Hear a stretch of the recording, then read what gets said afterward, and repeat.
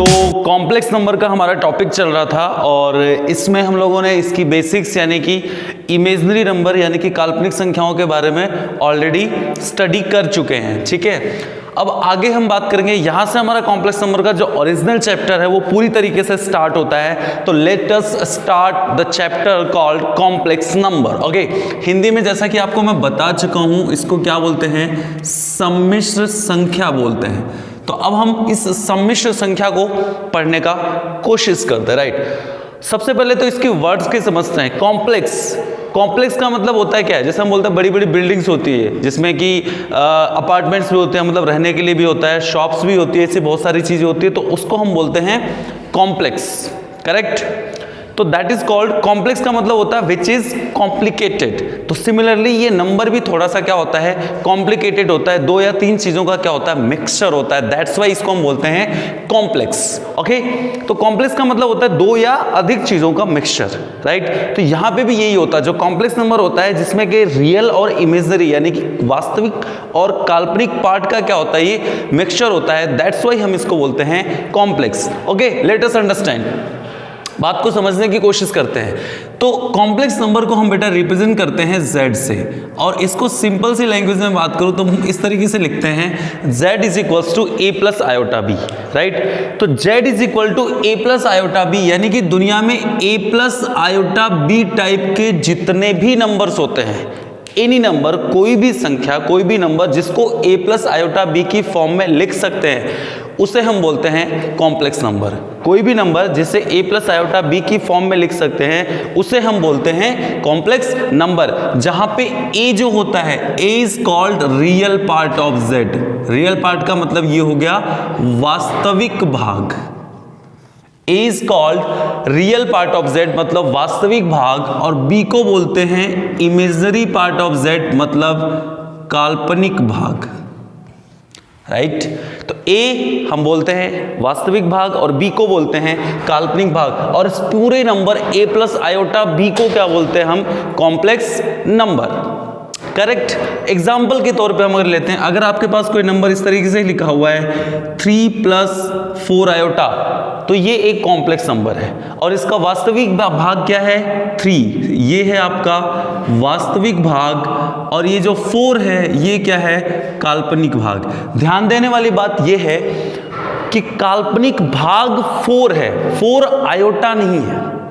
काल्पनिक भाग केवल 4 है, मतलब जो आयोटा के साथ में चिपका हुआ है उसे हम बोलते हैं काल्पनिक भाग यानी कि इमेजिनरी पार्ट। जो केवल है, आयोटा के अलावा जो पोर्शन बचा हुआ रहता है उसे हम बोलते हैं वास्तविक भाग यानी कि रियल पार्ट। करेक्ट, तो ये 4 जो है वो काल्पनिक भाग है, 4 आयोटा नहीं है। राइट, इस बात को ध्यान रखना। मान लो एक और नंबर लेता हूं मैं 4 - 6 आयोटा, और अगर मैं आपसे पूछूं इसका वास्तविक भाग यानी कि रियल पार्ट क्या है, तो आप बोलोगे सर 4। इमेजिनरी पार्ट यानी कि काल्पनिक भाग क्या है, तो आप बोलोगे -6। क्या है? -6। तो इस तरीके से आप किसी भी संख्या का वास्तविक और काल्पनिक भाग आप पता कर सकते हो। इंपॉर्टेंट चीज दूसरी क्या है कि दुनिया का हर नंबर एक्चुअल में क्या होता है? कॉम्प्लेक्स नंबर होता है। दुनिया का कोई भी नंबर जो अब तक आपने देखा है वो एक्चुअल में क्या है?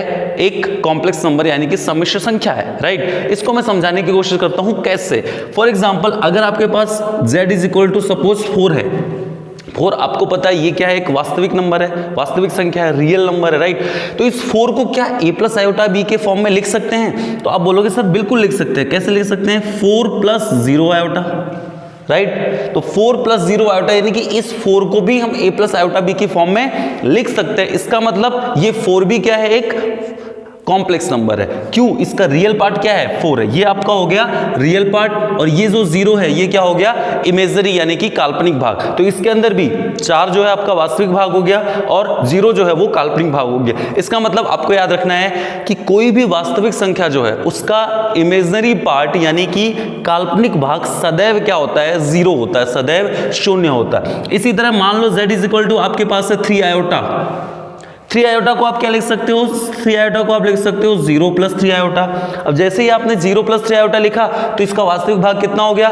0 हो गया, यानी कि रियल पार्ट कितना हो गया? 0 हो गया, और इमेजिनरी यानी कि काल्पनिक भाग कितना हो गया? 3 हो गया। इसका मतलब इसको यानी कि कोई अगर प्योरली काल्पनिक संख्या है, कोई ही संख्या जो कि प्योरली इमेजिनरी नंबर है, ठीक है, काल्पनिक संख्या, उसको भी आप कॉम्प्लेक्स नंबर यानी कि सम्मिश्र संख्या के रूप में रिप्रेजेंट कर सकते हो। इसका मतलब सारी की सारी वास्तविक संख्याएं क्या हैं, सम्मिश्र संख्याएं, सारी की सारी काल्पनिक यानी कि इमेजिनरी नंबर भी क्या है, कॉम्प्लेक्स नंबर यानी कि सम्मिश्र संख्या। इवन जीरो, अगर आपके पास जीरो आ जाता है, मैं बोलूं कि जीरो भी क्या है, सम्मिश्र संख्या है, क्योंकि जीरो को भी हम a प्लस आयोटा b की फॉर्म में लिख सकते हैं। तो आप लिख दोगे सर जीरो को हम लिख सकते हैं जीरो प्लस आयोटा जीरो। जैसे ही आपने जीरो को जीरो प्लस आयोटा जीरो लिखा तो जीरो भी क्या बन गया, आपका एक काल्पनिक क्या नाम है, सम्मिश्र संख्या बन गया। इसका मतलब आज के बाद में आपको एक चीज विशेष रूप से याद रखनी है कि दुनिया का हर नंबर, आज तक जितने भी नंबर्स आपने देखे हैं, दुनिया का हर नंबर क्या होता है, एक क्या नाम है, सम्मिश्र संख्या होता है। दुनिया का हर नंबर एक सम्मिश्र संख्या होता है, यानी कि कॉम्प्लेक्स नंबर होता है। So that you have to remember. चूंकि हम अब पढ़ चुके हैं कि कॉम्प्लेक्स नंबर क्या होता है, तो आपको याद हो गया होगा a प्लस आयोटा b की फॉर्म में दुनिया का कोई भी नंबर जिसे हम a प्लस आयोटा b की फॉर्म में लिख सकते हैं, वो सारे के सारे नंबर क्या होते हैं, कॉम्प्लेक्स नंबर होते हैं, ठीक है। फिर a is called real part, a को हम क्या बोलते हैं, वास्तविक भाग, and b is called imaginary part, मतलब b को हम क्या बोलते हैं, काल्पनिक भाग, ठीक है। तो वो सारे नंबर जिसको a प्लस आयोटा b की फॉर्म में लिख सकते हैं, that is called complex number, यानी कि हम उसे सम्मिश्र संख्या कहते हैं। अब आगे हम इसी चीज को आगे लेके चलते हैं कि सम्मिश्र संख्या के अंदर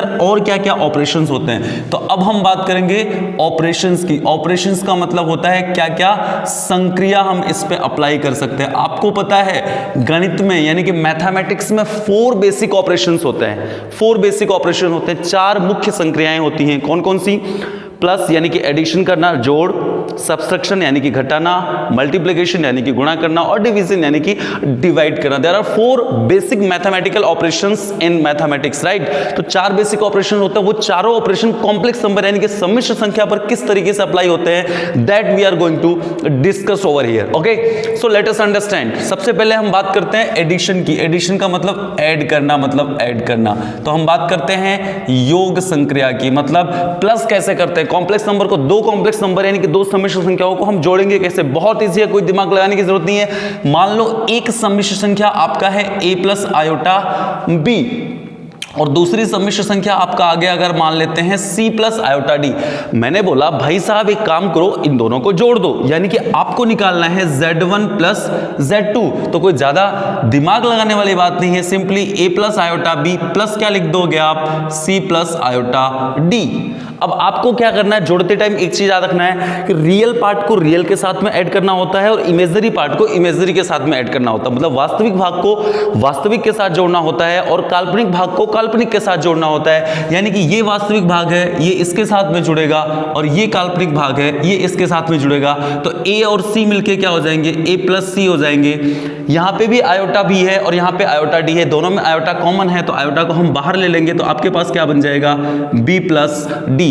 यानी कि हमारा z1 प्लस z2 का जो फाइनल आंसर हो जाएगा वो a plus c plus iota b plus d हो जाएगा। तो ये होगा हमारा एडिशन ऑपरेशन। एग्जांपल के लिए हम लेते हैं, मान लो आपके पास z1 बराबर है 3 प्लस 4 आयोटा, z2 बराबर है 2 प्लस 3 आयोटा, और मैंने आपको बोल दिया कि भाई z1 प्लस z2 निकाल दो। तो आप क्या करोगे, रियल को रियल के साथ जोड़ोगे, यानी कि 3 प्लस 2 मिलके कितने हो गए, 5, और इधर 4 और 3 मिलके कितने हो जाएंगे, 7। तो ये आपका आंसर हो जाएगा 5 plus 7 iota, as simple as that. Correct है। सेकेंड ऑपरेशन की बात करते हैं जिसे हम बोलते हैं सब्सट्रैक्शन। सब्सट्रैक्शन को यानी कि व्यवकलन यानी कि घटाना, व्यवकलन यानी कि घटाना, मतलब 2 कॉम्प्लेक्स नंबर को माइनस कैसे करते हैं। मान लो एक कॉम्प्लेक्स नंबर है आपका z is equals to a plus iota b, दूसरा कॉम्प्लेक्स नंबर है z2 is equal to c plus iota d। मैंने बोला आप निकाल दो भैया z1 माइनस z2, तो आप क्या करोगे, अगेन वही चीज, रियल में से रियल को माइनस करोगे और इमेजिनरी में से आप इमेजिनरी को माइनस करोगे। That means a will be subtracted from c and iota will be a common and b will be subtracted from d. It means the difference between these two complex numbers will be a minus c and iota b minus d, right? तो इसका मतलब z1 minus z2 is equals to simply क्या हो जाएगा, a minus c plus iota b minus d। इसका भी एक example ले लेते हैं। Suppose z1 is equal to है 4 plus 3 iota and z2 is equals to है 2 plus सिंपली 4 आयोटा।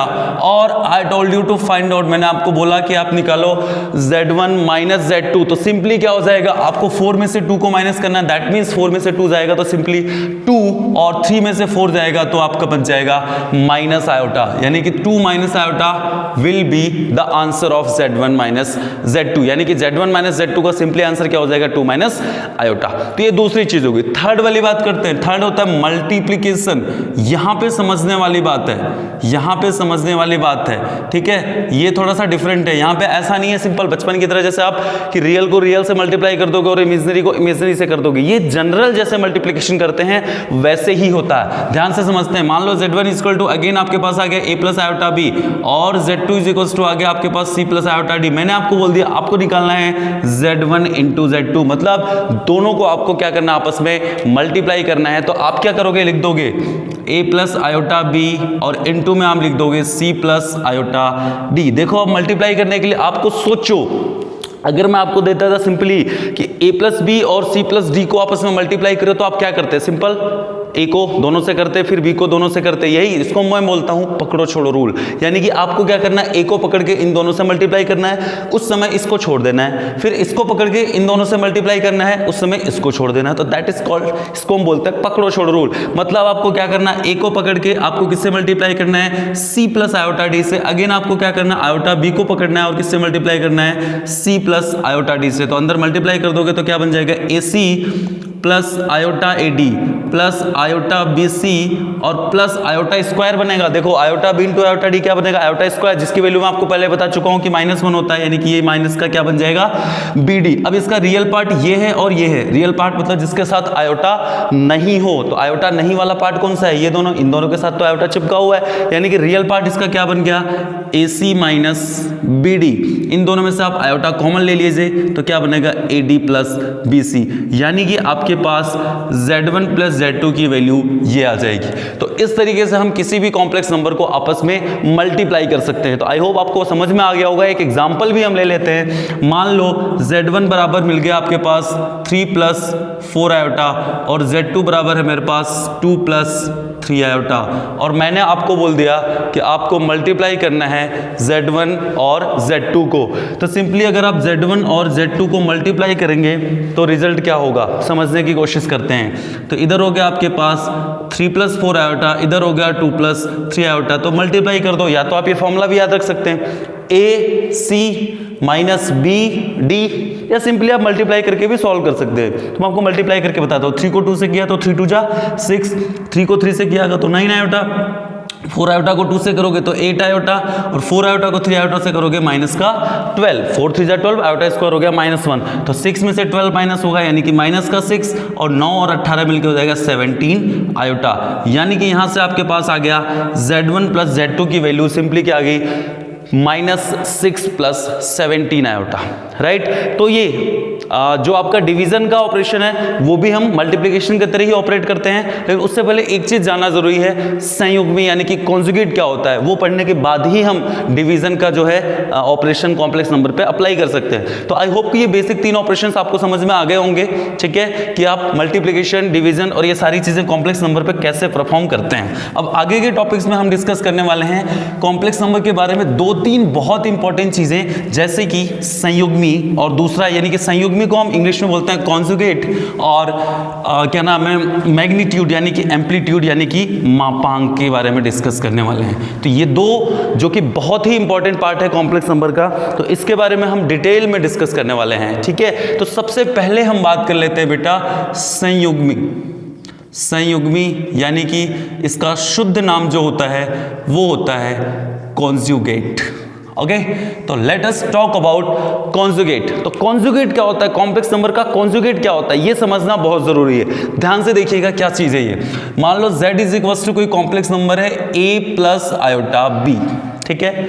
संयुग्मी को हम क्या करते हैं, z बार से रिप्रेजेंट करते हैं, मतलब z के ऊपर एक लाइन खींच देते हैं, इसे हम बोलते हैं z बार। तो किसी भी कॉम्प्लेक्स नंबर के संयुग्मी यानी कि कॉन्जुगेट को हम z बार से रिप्रेजेंट करते हैं, ठीक है। तो z बार से रिप्रेजेंट करते हैं तो होगा क्या, देखो a प्लस आयोटा b का कॉन्जुगेट क्या होगा, आपको क्या करना होता है, जो आयोटा वाला पार्ट है, जो आयोटा वाला पार्ट है उसका साइन चेंज कर देना। दैट मीन्स अगर z बराबर आपका है a प्लस आयोटा b, तो z बार क्या हो जाएगा, प्लस है तो हम इसका साइन चेंज कर देंगे, सिंपली क्या कर देंगे माइनस। यानी कि अगर कोई कॉम्प्लेक्स नंबर है a प्लस आयोटा b, तो उसका कॉन्जुगेट यानी कि संयुग्मी क्या हो जाएगा, a माइनस आयोटा b। आपको सिंपली क्या करना है, जो आयोटा वाला पार्ट है उसका साइन चेंज कर देना है, ठीक है। यानी कि प्लस है तो माइनस कर देना है, और माइनस है तो क्या कर देना है, प्लस कर देना है। अब ध्यान से समझने वाली बात है, एग्जांपल्स। सपोज आपके पास z इज इक्वल टू है 3 प्लस 4 आयोटा, तो आपको तुरंत आंसर दे देना चाहिए z बार क्या हो जाएगा, 3 माइनस 4 आयोटा। हमने क्या करना है, केवल आयोटा वाला जो पोर्शन है उसका साइन चेंज कर देना है। अगेन मैं एक और एग्जांपल लेता हूं, z इज इक्वल टू अगर है माइनस 3 प्लस 4 आयोटा, तो z बार क्या होगा, आप बोलोगे सर 3 माइनस 4 आयोटा, लेकिन ये आंसर गलत होगा बच्चों। अभी मैंने आपको क्या बताया, केवल आयोटा वाले पोर्शन का साइन चेंज करना है, राइट, सबका नहीं करना है। यानी कि 4 आयोटा था, 4 को माइनस 4, ये माइनस 3 था, तो ऐसा कैसा कॉपी हो जाएगा, केवल आयोटा वाले पोर्शन का साइन चेंज करना है। यानी कि इसका बेटर आंसर क्या होगा, माइनस 3 माइनस 4 आयोटा। सपोज करो आपके पास z कोई नंबर है, ठीक है, और मैंने दे दिया आपको माइनस 3 माइनस 4 आयोटा, तो z बार क्या हो जाएगा, माइनस 3 प्लस 4 आयोटा हो जाएगा, करेक्ट।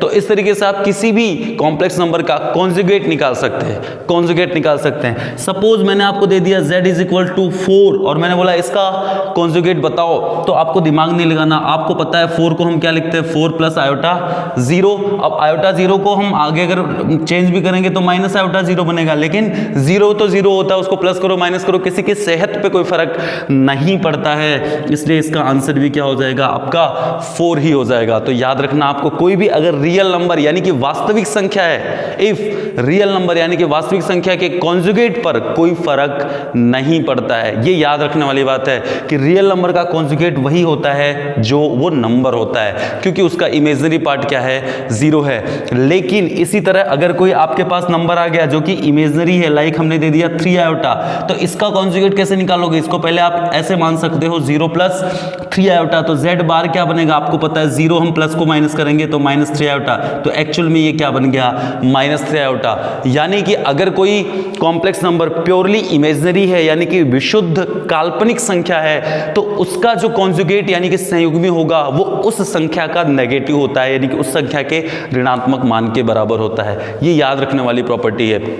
तो अब हम बात कर लेते हैं प्रॉपर्टीज की, प्रॉपर्टीज ऑफ z बार, मतलब संयुग्मी यानी कि कॉन्जुगेट की क्या क्या प्रॉपर्टीज होती है, क्या क्या इसके गुण धर्म होते हैं, ये याद रखने वाली बात है। सबसे पहली प्रॉपर्टी क्या हो जाएगा कि अगर आपके पास z है, ठीक है, कहीं से भी अगर आपको दे दिया गया कि एक कॉम्प्लेक्स नंबर है जिसका z और z बार इक्वल है, बात को समझना, अगर आपको दे दिया गया कि कोई कॉम्प्लेक्स नंबर है जिसका z और z बार क्या है, इक्वल है, तो मैंने आपको अभी बताया था कि z और z बार इक्वल कब हो सकते हैं, जब वो क्या हो, एक वास्तविक संख्या हो। तो इसका मतलब क्या निकलता है, z is a real number, मतलब z हमारा क्या है, एक वास्तविक संख्या है। ये समझने वाली बात है। अगर आपको कहीं से भी इस तरीके से दे दिया कि z is equals to z bar है, तो आप इस चीज को भेजे में घुसा लेना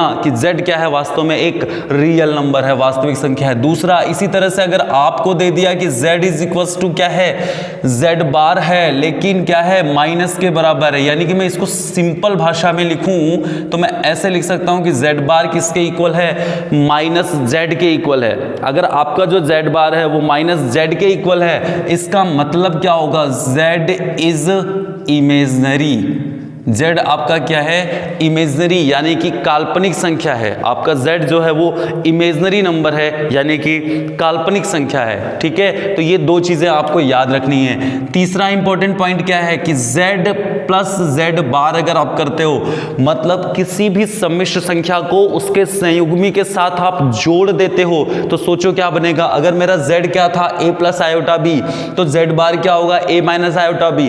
गलती से दोनों को आपने जोड़ दिया तो ये और ये तो कैंसिल आउट हो जाएगा, तो ए की जगह क्या हो जाएगा, a प्लस ए यानी कि 2a।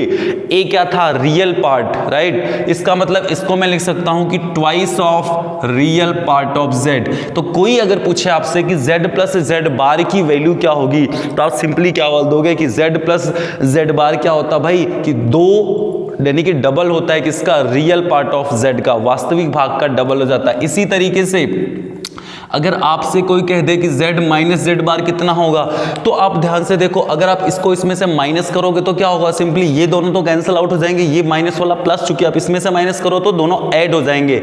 यानी कि सिंपली मैं लिख सकता हूं 2 twice of imaginary part of z।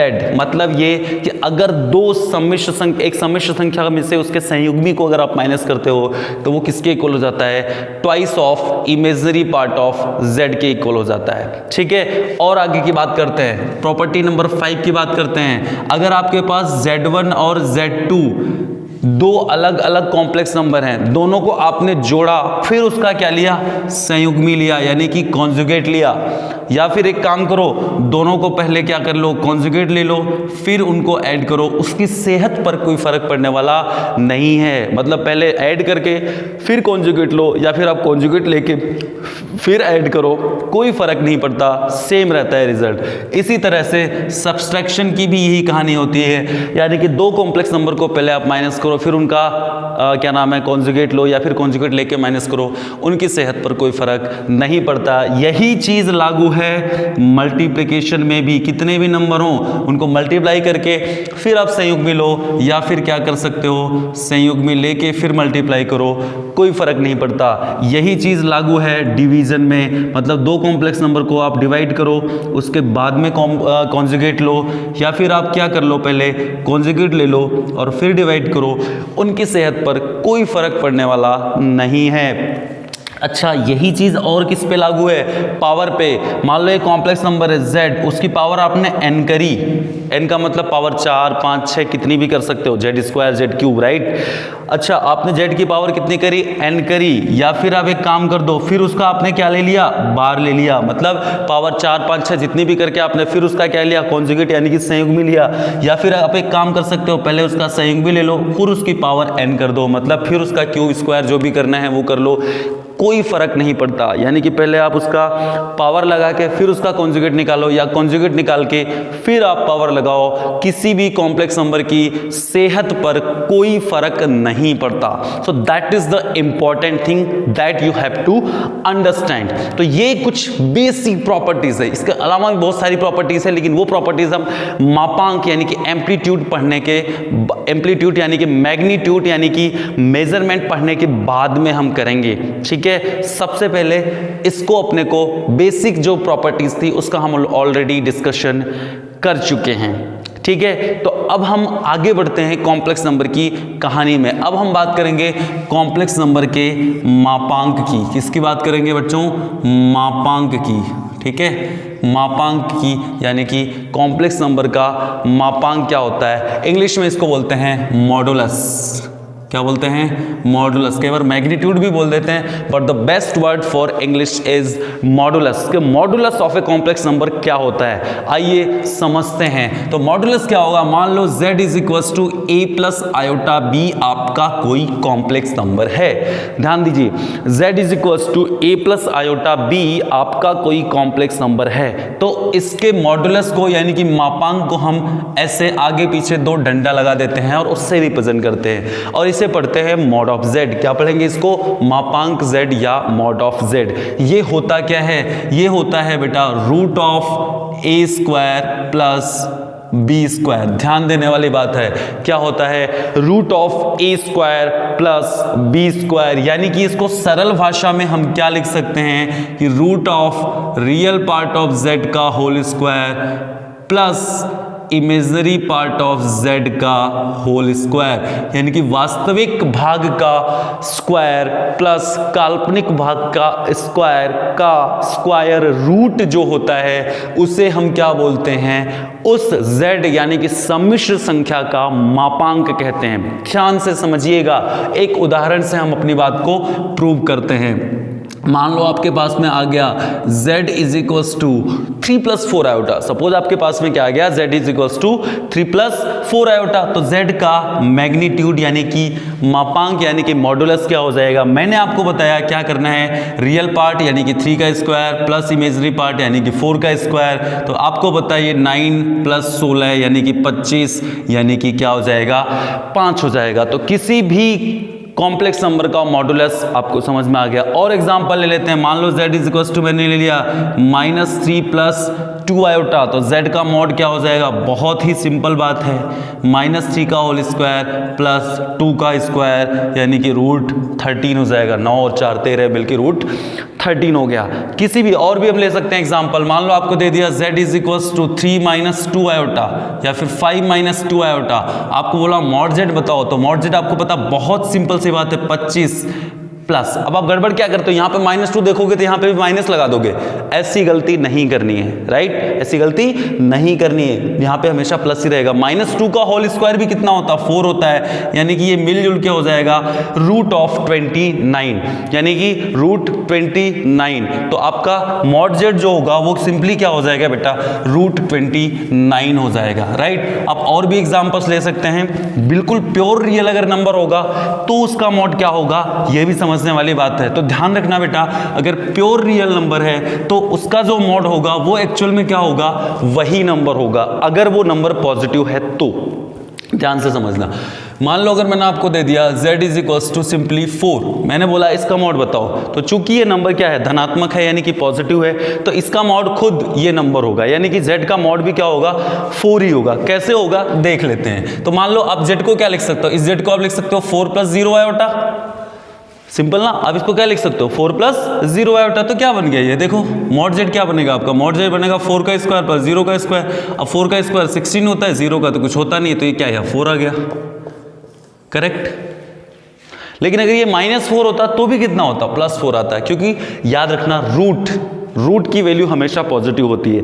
अगर आपको कोई बोलता है √16 की वैल्यू क्या है, तो आप ये नहीं बोल सकते सर +-4, आंसर केवल +4 होगा। फंक्शन में हम इस चीज़ को डिस्कस करने वाले हैं। तो आपको याद रखना, कोई भी अगर वास्तविक संख्या है तो उसका जो मापांक होता है वही संख्या होती है, लेकिन पॉजिटिव में। और कोई काल्पनिक संख्या है तो उसका मापांक भी वही काल्पनिक भाग होगा, लेकिन वो भी पॉजिटिव में। मान लो आपके पास कभी से आ गया z is equal to 3 iota, चाहे +3 आयोटा हो या z is equal to -3 iota है, दोनों ही केस में मॉड z क्या होगा आपका 3 होगा, करेक्ट।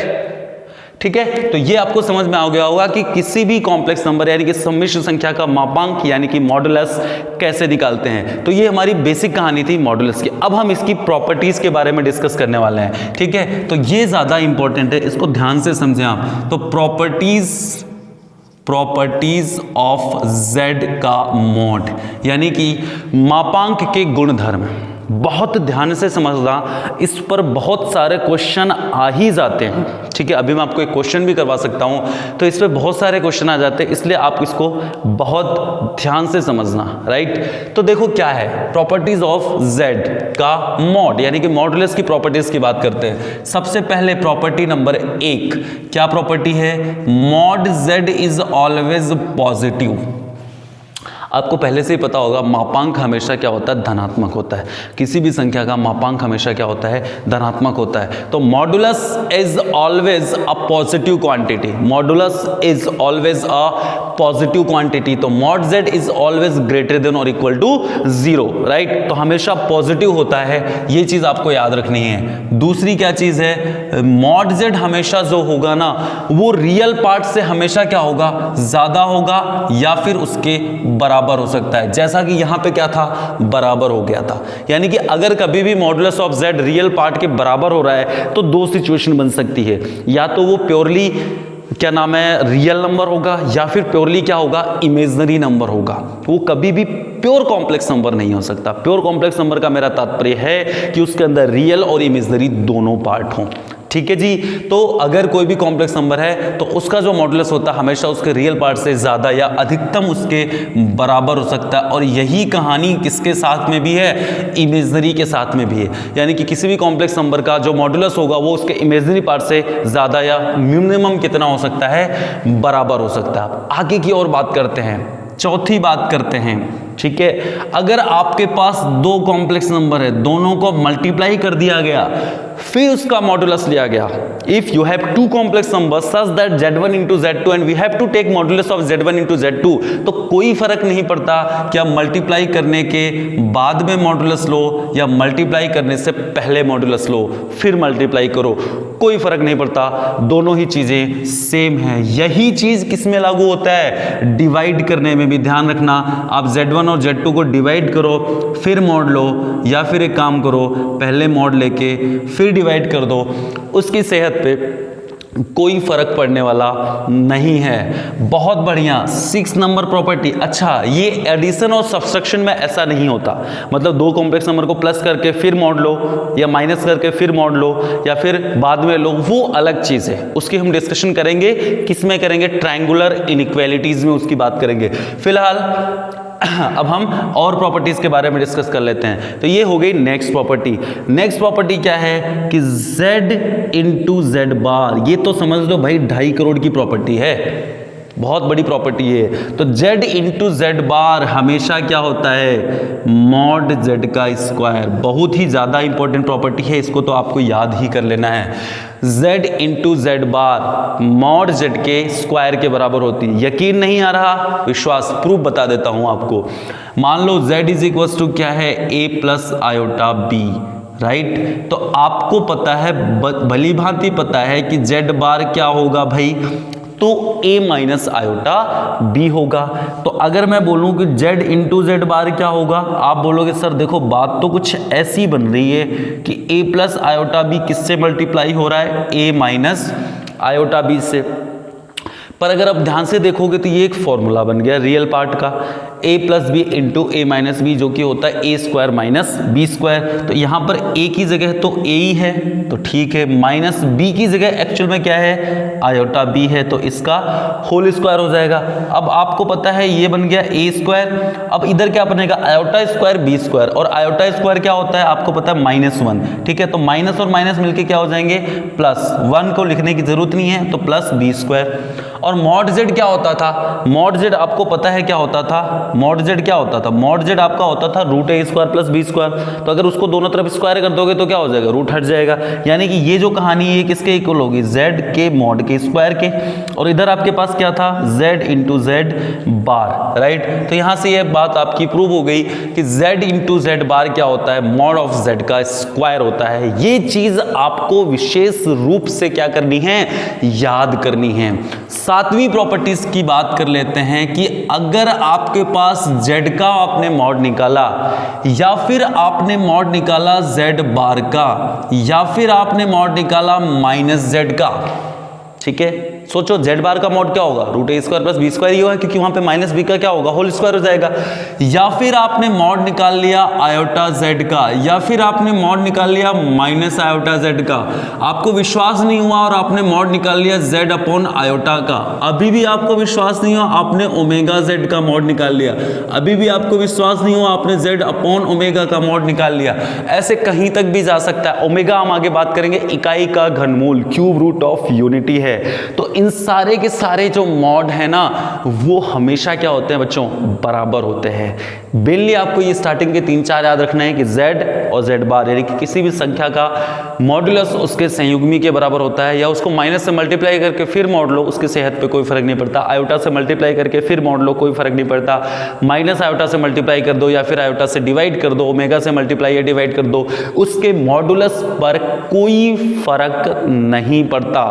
अगेन प्रॉपर्टी नंबर हम 8 की बात कर लें तो आप किसी कॉम्प्लेक्स नंबर का पावर करके फिर उसका मॉडुलस लो, या फिर आप क्या कर लो? पहले मॉडुलस ले लो फिर पावर कर दो। उस कॉम्प्लेक्स नंबर की सेहत पर, यानी कि उसकी वैल्यू में, यानी कि उसके मान में कोई भी परिवर्तन नहीं आता, उसके मान में कोई भी फर्क नहीं पड़ता है। ये समझने वाली बात है। करेक्ट बात है, ठीक है। तो इस तरीके से ये दुनिया भर की प्रॉपर्टीज हो गई किसकी? कॉम्प्लेक्स नंबर के मॉडुलस की। लेकिन अभी भी कुछ इंपॉर्टेंट प्रॉपर्टीज बची हुई हैं जिन्हें हम बोलते हैं ट्रायंगुलर इनइक्वालिटी। ट्रायंगुलर इनइक्वालिटी, मेरे को स्पेलिंग नहीं आती इसलिए मैं लिख नहीं रहा हूँ। हाँ, ऐसा मत सोचना आती है लेकिन कौन लिखे, आप समझ गए। त्रिभुज असमीकाएं, त्रिभुजीय असमीकाएं की बात करते हैं। देखो आपको एक चीज पता होगी बचपन में, क्या कि किसी भी त्रिभुज की दो भुजाओं का योग तीसरी भुजा से बड़ा होता है। किसी भी त्रिभुज की दो भुजाओं का योग तीसरी भुजा से क्या होता है, बड़ा होता है। तो ध्यान से देखना, अगर मान लो ये एक त्रिभुज है, इसकी दो भुजाओं को मैं Z1 और Z2 से रिप्रेजेंट करूं, तो तीसरी भुजा मान लो आपका Z1 प्लस Z2, वेक्टर में आपने पढ़ा होगा, तीसरी भुजा किसको रिप्रेजेंट करेगा, Z1 प्लस Z2 को रिप्रेजेंट करेगा। तो अगर मैं वेक्टर की फॉर्म में समझता हूं इसको, तो ये Z1 प्लस Z2 को रिप्रेजेंट करेगा। तो आपको पता है कि इन दो का सम, यानी कि इसका मॉडुलस प्लस इसका मॉडुलस, इसके मॉडुलस से हमेशा क्या होगा, ज्यादा, क्योंकि दो भुजाओं का योग तीसरी भुजा से हमेशा क्या होता है, ज्यादा होता है। तो यहीं से निकलता है हमारा ट्रायंगुलर इनइक्वालिटी, और उसका यूज क्या है मैं आपको बताऊंगा। बहुत बढ़िया क्वेश्चन बनता है इस पे, तो ध्यान से समझ लो क्या कहानी है इसकी। तो प्रॉपर्टी नंबर एक क्या कहता है कि मॉड Z1, ठीक है, इसको मैं दूसरी तरीके से लेता हूं कि Z1 प्लस माइनस Z2 का जो मॉड होता है, ध्यान से समझना, Z1 प्लस माइनस Z2 का जो मॉड होता है वो हमेशा क्या होता है, छोटा होता है। किससे, mod Z1 plus mod Z2 से। करेक्ट, चार प्रॉपर्टी है, मैंने दो में मर्ज कर दिया क्योंकि यहां पे मैंने प्लस माइनस साथ में ले लिया। यानी कि दो कॉम्प्लेक्स नंबर को ऐड करके फिर उसका, या सब्सट्रैक्ट करके फिर उसका मॉड लो, वो हमेशा दोनों के सेपरेट मॉडुलस से क्या होगा, छोटा होगा। लेकिन यही बात बढ़ जाएगी अगर आपने इन दोनों की कहानी कुछ इस तरीके से करी, राइट। यानी कि दोनों कॉम्प्लेक्स नंबर्स जो हैं उनका मॉड लेके फिर सब्सट्रैक्ट करा, तो वो वैल्यू छोटी होगी। किससे, दोनों को ऐड करके या सब्सट्रैक्ट करके फिर आपने मॉडुलस लिया। तो ये कहानी जो है आपकी इस तरीके से मूव करती है। तो ये दो प्रॉपर्टीज आपको विशेष रूप से याद रखनी है, ये बहुत काम की प्रॉपर्टीज है। अब इस पे क्वेश्चन क्या बनता है, अच्छे क्वेश्चन बनते हैं इस पे। अच्छे क्वेश्चन क्या बनते हैं, कई बार आपको एक कॉम्प्लेक्स नंबर दे देगा, बोले इसका अधिकतम मान बताओ। क्या, अधिकतम या न्यूनतम मान जब हमें कैलकुलेट करना होता है तब हमें इसकी ज़रूरत पड़ती है। एक उदाहरण से मैं अपनी बात को स्पष्ट करता हूं। मान लो आपके पास में एक क्वेश्चन दे दिया, क्या क्वेश्चन दे दिया बच्चों, आपके पास में एक सिंपल सा क्वेश्चन दे दिया कि आपके पास में है एक Z प्लस 3 प्लस 4 आयोटा, या माइनस ले लेते हैं, यहां पे बोल दिया Z, और चलो एक सिंपल सा क्वेश्चन लेते हैं अभी, तो Z प्लस 3 माइनस 4 आयोटा, बोला इसका मैक्सिमम और मिनिमम मान बताओ। ठीक है, मैक्सिमम और मिनिमम मान बताओ। देखो ज्यादातर केसेस में वो मैक्सिमम मान पूछता है, मिनिमम मान नहीं पूछता है, मैं दोनों बता रहा हूं आपको। तो मैक्सिमम मान बताओ, जबकि क्या गिवन है कि mod Z is less than और इक्वल टू 2। ध्यान से समझना कि mod Z is less than और इक्वल टू 2। मॉड Z आपको दे रखा है लेस देन इक्वल टू 2, और इस पूरी का Z प्लस 3 प्लस 4 आयोटा का बोल रहे हैं मैक्सिमम या मिनिमम मान बताओ। अब आपको क्या करना है, इस प्रॉपर्टी का यूज करना है। कैसे, मैं आपको याद करके लिखवा देता हूं। जैसे ही ये क्वेश्चन आया मैक्सिमम मिनिमम का, आपको सीधे वही अप्लाई करना है। मैं आपको लिखवा देता हूं, मैक्सिमम वैल्यू क्या होती है, मैक्सिमम मान यानी कि वैल्यू, और दूसरा होता है मिनिमम मान यानी कि वैल्यू। आपको याद रखना है मैक्सिमम वैल्यू क्या होती है। याद रखना किसी भी कॉम्प्लेक्स नंबर का मैक्सिमम वैल्यू क्या होगा, mod Z1 plus mod Z2। ठीक है, मॉड Z, अब Z1 Z2 क्या होंगे वो मैं आपको क्वेश्चन से बताऊंगा। अभी आप सिर्फ इतना समझ लो कि मैक्सिमम वैल्यू क्या होता है, mod Z1 plus mod Z2, और मिनिमम वैल्यू क्या होता है, mod Z1 minus mod Z2 का मॉड। मैंने वापस बाहर मॉड इसलिए लगाया बेटा क्योंकि यहाँ पे हम माइनस कर रहे हैं। ये हो सकता है बड़ा हो तो ये छोटा हो, ये छोटा हो तो ये बड़ा हो, तो कभी वैल्यू नेगेटिव भी आ सकती है। लेकिन चूंकि हम यहाँ पे क्या बात कर रहे हैं, मॉड है लगा हुआ, तो मॉड की वैल्यू तो कभी नेगेटिव हो नहीं सकती ना। तो उसका मैक्सिमम या मिनिमम दोनों मान किस में होंगे, पॉजिटिव में होंगे, इसलिए मैंने इसके ऊपर वापस मॉड लगा दिया है। अब आप बात को ध्यान से समझते हैं। अब हमें क्या दिया गया, इस क्वेश्चन को आप ध्यान से समझो। तो इस क्वेश्चन में क्या दिया गया है कि भाई साहब इसका मैक्सिमम या मिनिमम वैल्यू बताओ, और क्या दे रखा है, मॉड Z की वैल्यू मैक्सिमम की कितनी है, 2 है। मॉड जेड इससे ज्यादा नहीं जा सकता, मतलब मैक्सिमम 2 जाता है। तो आपको इसी जो भी क्वेश्चन दिया हुआ होगा उसको आपको 2 टुकड़ों में तोड़ लेना है। एक टुकड़ा वो जिसकी वैल्यू आपको पता है और एक टुकड़ा अंदर से ऑटोमेटिक बन जाएगा। जैसे यहाँ पे क्या दे रखा है, z की वैल्यू दे रखी है, इसका मतलब इसका एक टुकड़ा तो z होना चाहिए और दूसरा कुछ भी जो भी बन रहा है। तो इसका मतलब इसके 2 टुकड़े हो गए, एक तो ये वाला पार्ट हो गया और एक ये वाला पार्ट हो गया। अब मुझे मैक्सिमम वैल्यू, तो मैक्सिमम वैल्यू के लिए क्या बन गया, आपको पता पड़ गया कि सर ये वाला पार्ट z1 हो गया और ये वाला पार्ट हमारे लिए z2 हो गया। अब आपको पता है कि मैक्सिमम वैल्यू होती क्या है, mod of z1 plus mod of z2, यानी कि आपकी इसकी मैक्सिमम वैल्यू क्या हो जाएगी, mod of z plus mod of 3 minus 4 iota, right. तो मॉड ऑफ z आपको दे रखा है कितना, मैक्सिमम 2 है तो हम मैक्सिमम वैल्यू ही पुट करेंगे 2, और इसका मॉड आप निकाल सकते हो तो आपको पता हो जाएगा 3 का स्क्वायर प्लस 4 का स्क्वायर, यानी कि 2 प्लस 5, यानी कि मान क्या हो जाएगा आपका 7 हो जाएगा। तो समझ गए होंगे आप इस बात को कि इसकी वैल्यू क्या हो जाएगी, सिंपली 7 हो जाएगी, ध्यान रखना। लेकिन अगर इसी का मिनिमम वैल्यू पूछता है तो मिनिमम वैल्यू क्या हो जाएगा, मॉड z अगेन 2 है, यहाँ पे हम माइनस लगाएंगे और इसकी वैल्यू हम निकाल चुके हैं 5, लेकिन इसके ऊपर वापस क्या लगा हुआ है, मॉड, तो 2 में से 5 गया -3, लेकिन मॉड है सॉरी। तो सिंपल आंसर क्या हो जाएगा आपका +3। आई होप ये बात आपको समझ में आ गई। ये तो एक सिंपल सा क्वेश्चन था, इससे थोड़ा अच्छा क्वेश्चन भी बन सकता है, तो वो भी हम देख लेते हैं, ठीक है। यहां पे मैं आपको वो क्वेश्चन सॉल्व करवा देता हूं। मान लो आपके पास में कोई क्वेश्चन दिया कि मॉड ऑफ z प्लस, ठीक है, 4 plus 6 iota, okay, z plus 4 plus 6 iota की वैल्यू बताओ कि मैक्सिमम या मिनिमम, मैक्सिमम ले लेते हैं, मैक्सिमम मान बताना, z प्लस 4 प्लस 6 आयोटा का मैक्सिमम मान बताना है। और हमें दिया हुआ क्या है, ये समझने वाली बात है, हमें क्या दिया हुआ है वो भी देख लेते हैं। हमें दिया हुआ मान लो कि मॉड z प्लस ले लेते हैं हम 12, ठीक है, हाँ, mod z plus 12 is less than और इक्वल टू 12, ठीक है। ऐसा कुछ दे दिया हमें कि मॉड z प्लस 12 हमारा है लेस देन और इक्वल्स टू 12, और आपको मैक्सिमम वैल्यू बतानी है z प्लस 4 प्लस 6 आयोटा, या मिनिमम पूछ लेता तो भी आपको तो घबराना ही नहीं है ना, मैंने आपको ट्रिक सिखा दी। क्या करना है, आपको जिसका अधिकतम या न्यूनतम मान निकालना है उसको आपको क्या करना है, ब्रेक करना है। किस में ब्रेक करना है मैं बताता हूं, ऐसे 2 नंबर्स में ब्रेक करना है जिसमें एक नंबर तो वो आना चाहिए जो हमारे पास दिया हुआ है, दूसरा अपने आप बन जाएगा, हमें दूसरे में दिमाग लगाने की जरूरत नहीं है। दूसरा जो भी बन रहा है जयराम जी की, पहला वो होना चाहिए जो कि दिया हुआ है। इसका मतलब ये जो ऊपर लिखा हुआ हमारे पास z प्लस 4 प्लस 6 आयोटा, इसको मुझे तोड़ना पड़ेगा।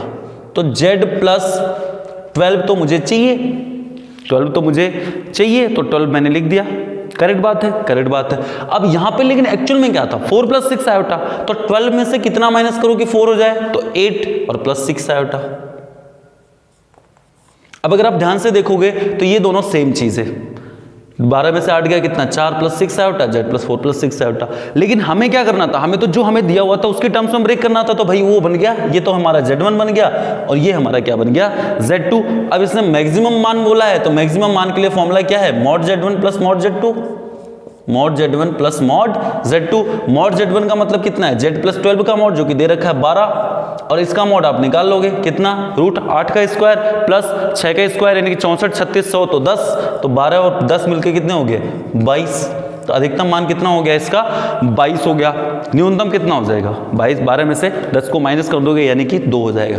तो इस टाइप से क्वेश्चन आता है एग्जाम में, बहुत सारे क्वेश्चन आते हैं, और खासकर जेई मेंस में भी आ जाता है, आईसीआर में क्वेश्चन आते हैं, जेट में आते हैं, तो आपको इसको ध्यान रखना है, ठीक है। और बहुत सारे क्वेश्चन तो हो सकता है जेट वगैरह में या फिर आईसीआर में पुराने जेई मेंस यानी कि AIEEE की जो क्वेश्चन आए हुए हैं वो का वो सेम टू सेम रिपीट हो जाता है। तो आपको ये चीज़ याद रखनी है कि आप इसको किस तरीके से सॉल्व कर सकते हैं। तो ये कुछ बेसिक बातें थी हमारी किसके बारे में, मॉड ऑफ z यानी कि मॉडुलस ऑफ z के बारे में, यानी कि z के मापांक के बारे में, ठीक है बच्चों। तो यहां से हमारा ये चीज z का मापांक का पोर्शन खत्म होता है। अब जो हमारा नेक्स्ट टॉपिक मूव करेगा वो मूव करेगा geometrical representation of complex number, यानी कि सम्मिश्र संख्या का ज्यामितीय निरूपण की तरफ अब हम हमारी कहानी को लेके जाएंगे। ठीक है, अभी इस चैप्टर के अंदर मान के चलो 4 से 5 छोटे छोटे या बड़े बड़े टॉपिक्स बचे हुए हैं, तो उन सबको हमको डिटेल में डिस्कस करना है, राइट। तो आप इसको पढ़ें और इस पर जो क्वेश्चंस आपको दिए हुए हैं उसको सॉल्व करें, प्रैक्टिस करें, आपका लगभग 30% चैप्टर यहाँ पे कंप्लीट हो जाता है। Okay, thank you so much.